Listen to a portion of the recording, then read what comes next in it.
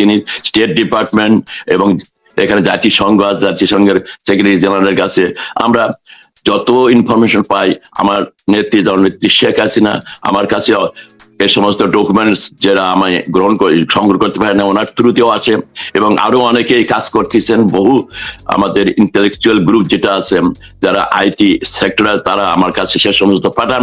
সেগুলো আমরা এখানকার এদেশের যারা আমরা কংগ্রেসম্যান, সেনেটর বলি, তাদের কাছেও আমরা পাঠানোর চেষ্টা করেছি এবং সবার কাছে কি ঘটছে, প্রতিদিনই কি ঘটনা ঘটছে, এই ঘটনাগুলো আমরা এদেশের সরকারের কাছে, এদেশের যারা আইন প্রণয়ন করে তাদের কাছে আমরা পাঠানোর চেষ্টা করি। এটাই আমাদের কাজ। এছাড়া তো যুক্তরাষ্ট্র আওয়ামী লীগের অন্য কোনো কাজ নাই। দেশের দলের দুর্দিনে এবং যখন সরকার ছিল, সরকারকে সহযোগিতা করায়, সরকারকে সর্বদিক থেকে যুক্তরাষ্ট্রে যাতে তাদের সরকারের সাথে আরো সুসম্পর্ক হয়, এ নিয়েই আমাদের কাজ। আমরা সেই কাজটি করার চেষ্টা করেছি, হয়তো সার্থক হয়নি, অনেক ক্ষেত্রে আমরা ব্যর্থ হয়েছি এবং ব্যর্থ হয়েছি বলেই আজকে আমরা হয়তো আজকে ক্ষমতার বাইরে।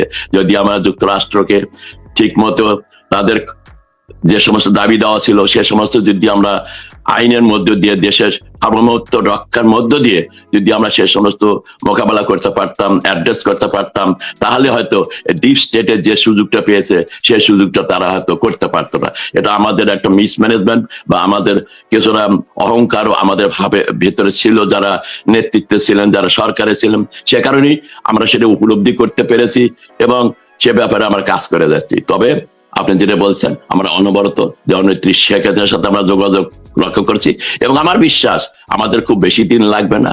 1.5 বছর আমাদের কষ্ট হয়েছে, জনগণ, আমাদের নেতা কর্মীরা কষ্ট করছে, আরো কিছুদিন কষ্ট করতে হবে।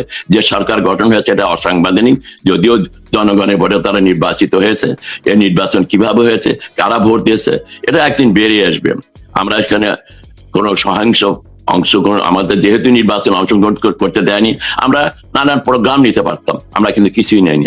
আমরা দেখি, আমরা শান্তিতে বিশ্বাস করি এবং বঙ্গবন্ধু সেই শান্তিতে বিশ্বাস করে দেখেই উনি 7ই মার্চে কিন্তু উনি স্বাধীনতা ঘোষণা দেন নাই। সেই জন্য যেহেতু আমরা তার আদর্শকে পালন করি, সেই আদর্শকে সামনে রেখে আমরা আমাদের যে গৌরব আমরা হারিয়েছি, যে ঐতিহ্য আমরা হারিয়েছি 5ই আগস্ট, সে 5ই আগস্টটাকে আমরা এই দেশকে ফিরিয়ে নিয়ে আসবো জনগণের সমর্থন নিয়ে। সে কাজ, সেজন্য আমরা কাজ করছি জননেত্রী শেখ হাসিনার নির্দেশ মোতাবেক। সিদ্দিক ভাই, গত আওয়ামী লীগ সরকার যখন ক্ষমতায় ছিল, গত 15 বছর আওয়ামী লীগ বিরোধী প্রপাগান্ডা চালানোর জন্য ইউরোপ, আমেরিকাতে জামাত, এরপরে আপনার ডাক্তার ইউনূস, ওনারা লবিস্ট ফার্ম নিয়োগ করেছিলেন। লবিস্ট ফার্ম গুলো পৃথিবীর বিভিন্ন দেশে নিয়োগ করা হয় জাস্ট টু প্রপাগান্ডা চালানোর জন্য, একটা সরকারকে কালার করে দেওয়ার জন্য যে ও সব অবৈধ করছে। আপনারা কি সেরকম কিছু করছেন? কারণ গত 18 মাসে যে দুর্গতি আওয়ামী লীগের উপরে গেছে, এগুলো বুঝাই দেওয়ার জন্য কোন লবিস্ট ফার্ম আপনারা নিয়োগ করেছেন কিনা? না, আমরা করি না। আমাদের সরকারের সময় শেষের দিকে আসা লবিস্ট ফার্ম নিয়োগ করেছিল, এটা কিন্তু অ্যালাউড এই দেশে এবং বিভিন্ন দেশেও সরকার প্রধানরা সেটা করে। কিন্তু যে আকারে করা দরকার ছিল, আপনি জানেন, যাদের নাম বললাম, জামাত, বিএনপি, তারা অজস্র খবরগুলো আমরা আমাদের দলীয় ভাবে নেত্রীকে জানানোর চেষ্টা করছি।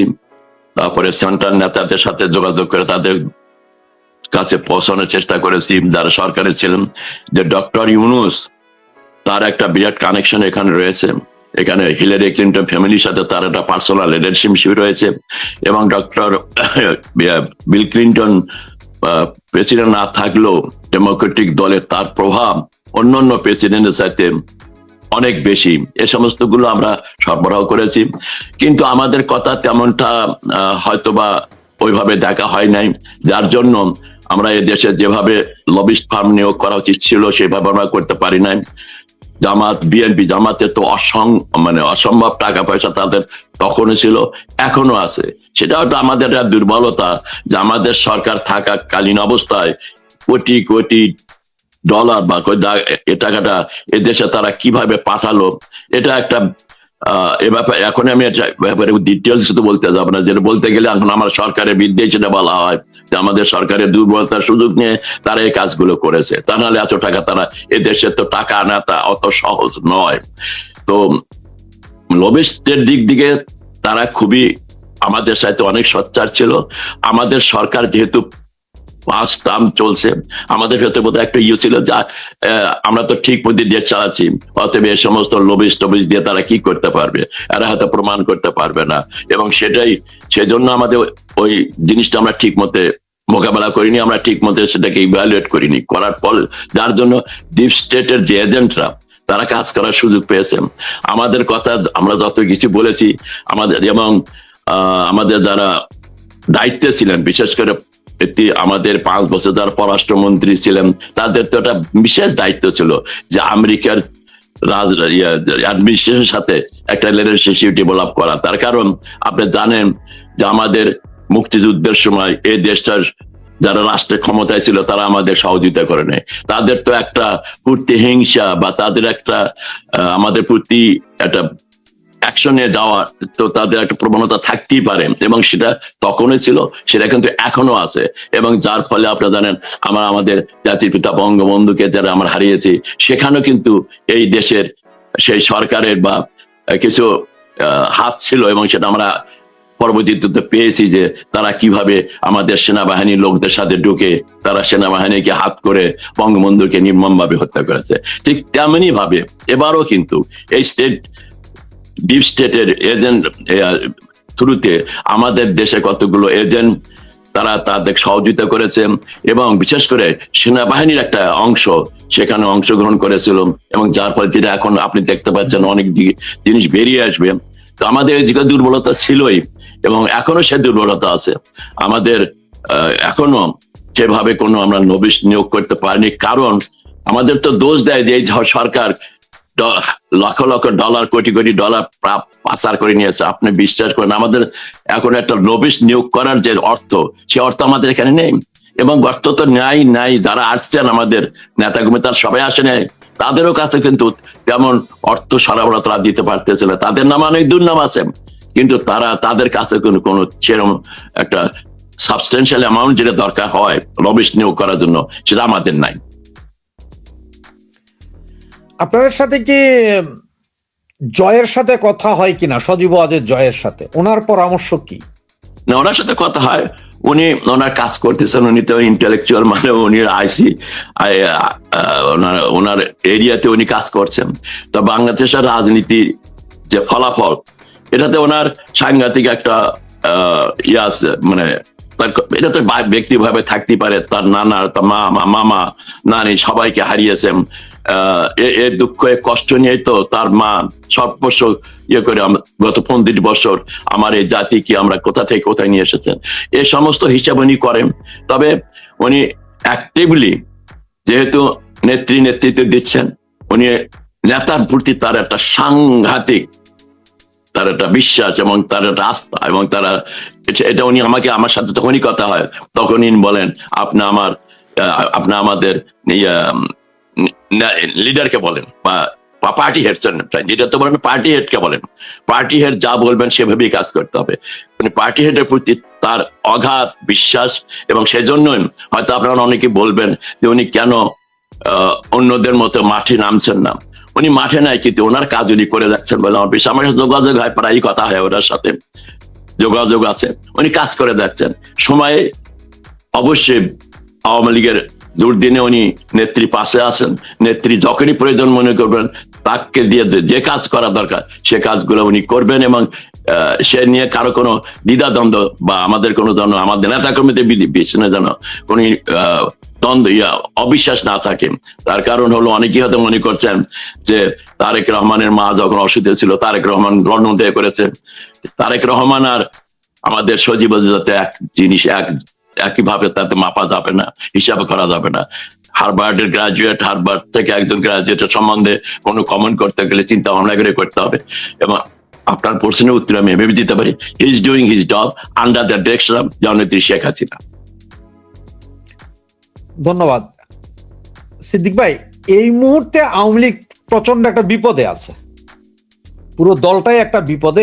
এরপরও দেখা যাচ্ছে যে বিভিন্ন জায়গায় আপনাদের মানে বিভিন্ন নেতারা একজন আরেকজনের বিরুদ্ধে বিষাদাগার করে যাচ্ছেন, এইগুলোকে আপনি কি মনে করেন? এটা মোটেই কাম্য নয় যে দলের আমার তো মনে হয় আওয়ামী লীগ বিভিন্ন সময় বিপদে পড়েছেন, এবারকার মতো বিপদে কোনো সময় পড়ে নাই। তবে যখনই যে বিপদে পড়ছে সেখান থেকে আওয়ামী লীগ ঘুরিয়ে দাঁড়িয়েছে এবং শক্তভাবে ঘুরিয়ে দাঁড়িয়েছে। সেটা যদি আমরা পাকিস্তানের আমাদের সময় বলেন, যখন বঙ্গবন্ধু নেতৃত্ব দিয়েছেন, যখন বঙ্গবন্ধুকে আমরা হারিয়েছি, তারপরে জননেত্রী শেখ হাসিনা নেতৃত্ব দিয়েছেন, আমরা ঘুরিয়ে দাঁড়িয়েছি। 21 বছর লাগছে জননেত্রী শেখ হাসিনার নেতৃত্বে ঘুরিয়ে আসতে। তবে এখন যেহেতু ইন্টারনেটের যুগ, এখন যেহেতু আমাদের একটা চরম একটা বিপর্যয় হতে যাচ্ছে, এটা তো আমরা যদি পাকিস্তানের সশস্ত্র বাহিনীকে আমরা মোকাবেলা করে আমরা দেশটাকে স্বাধীন করে থাকতে পারি, এটা তো আমাদের দেশের লোকেরা করছে। আমরা তাদের সবকিছু বুঝি, তাদের পালস আমরা বুঝি, এবং আমরা কিন্তু সবাই একই গ্রহ থেকে আসছি, ওনারা নতুন কোন গ্রহ থেকে আসে নাই।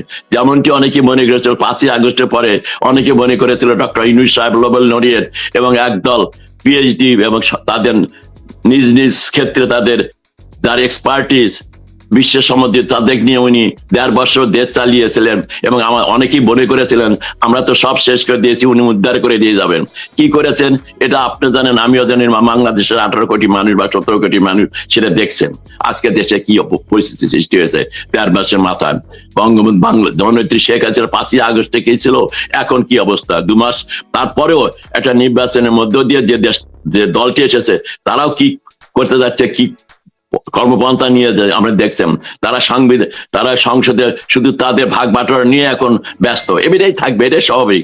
তারা আগেও এরকম কাজ করেছে, এখনো করবে। এদের দিয়ে কোনো এই দেশটাকে মঙ্গল কামনা করা যায় না। এই দেশটা আওয়ামী লীগের নেতৃত্বে স্বাধীন হয়েছে, আওয়ামী লীগের দায়িত্ব এই দেশটাকে সুষ্ঠুভাবে এগিয়ে নিয়ে যাওয়ার জন্য। যে ঘোষণাটি জননেত্রী শেখ হাসিনা সাবেক প্রধানমন্ত্রী ঘোষণা দিয়েছিলেন যে 41 সালের মধ্যে দেশটিকে আমরা উন্নততর দেশে পরিণত করবো, একটা স্মার্ট বাংলাদেশ করবো, সেই কর্মসূচি এখন আমাদের আছে। সেই কর্মসূচি নিয়ে আমরা এগিয়ে যাচ্ছি।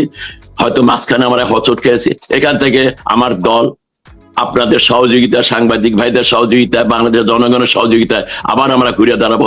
আবার আমরা 5ই আগস্টের বাংলাদেশ ফিরে, বঙ্গবন্ধুর বাংলাদেশ, মুক্তিযোদ্ধাদের বাংলাদেশ, 17 কোটি 30 লক্ষ শহীদ ও 2 লক্ষ মা বোনের বাংলাদেশ আমরা আবার ফিরে পাবো। এটা আমাদের পেতেই হবে, কারণ আওয়ামী লীগ এই দেশটাকে স্বাধীনতা এনে দিয়েছে, এই দায়িত্বটা আমাদের। এবং আমরা সেই লক্ষ্যেই, আমাদের ভেতরে যদি একটু ভুল বোঝাবুঝি থাকে, আমাদের নেতাদের মধ্যে যে ভুল বোঝাবুঝি থাকে, তাদের আকুল আবেদন জানাবো। অন বিহাফ অফ অনারেবল আমাদের জননেত্রী শেখ হাসিনার পক্ষ থেকে আমি অনুরোধ করবো, আপনারা এই মুহূর্তে নিজেদের ভুল বোঝাবুঝি থেকে দূরে থাকুন।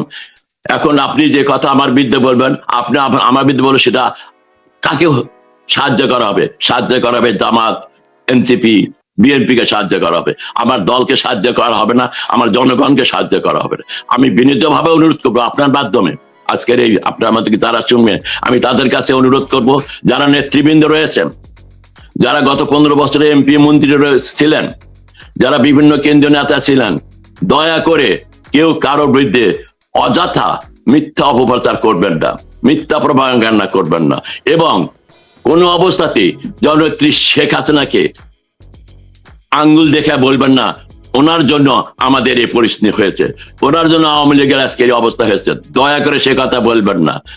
রক্তের তার প্রতিটি কোনায় কোনায় আওয়ামী লীগ অবস্থান করছে। তারপর দুর্নীতি শেখ হাসিনা নিয়ে প্রশ্ন করার ক্ষমতা কারণে উনি বাংলাদেশের জনগণের কথা সবসময় বলে, এবং আমার সাথে যখনই কথা হয় তখনই উনি একটি কথাই বলেন যে কেন আমি অবস্থা করলাম, আমার জনগণ কি কষ্ট করছে। আমাদের নিজেদের কিছু ভুল বোঝাবুঝির জন্য, আমাদের নিজেদের কিছু গাদ্দারের আমি বিশ্বাস করার জন্য, যাদেরকে আমি বিশ্বাস করেছিলাম, তারা আমাকে আজকে পথে নিয়ে এসেছে। তাদের জন্য আজকে আমার জনগণ, আমার দলের নেতা কর্মীরা মৃত্যুবরণ করছে, জেলে কষ্ট করছে, এবং দেশের আপামর জনসাধারণ তাদের জীবন যাপনের যে একটা অবস্থা সৃষ্টি হয়েছে, সেজন্য কিন্তু উনি খুবই দুঃখ প্রকাশ করেন। ওনার আর কোনো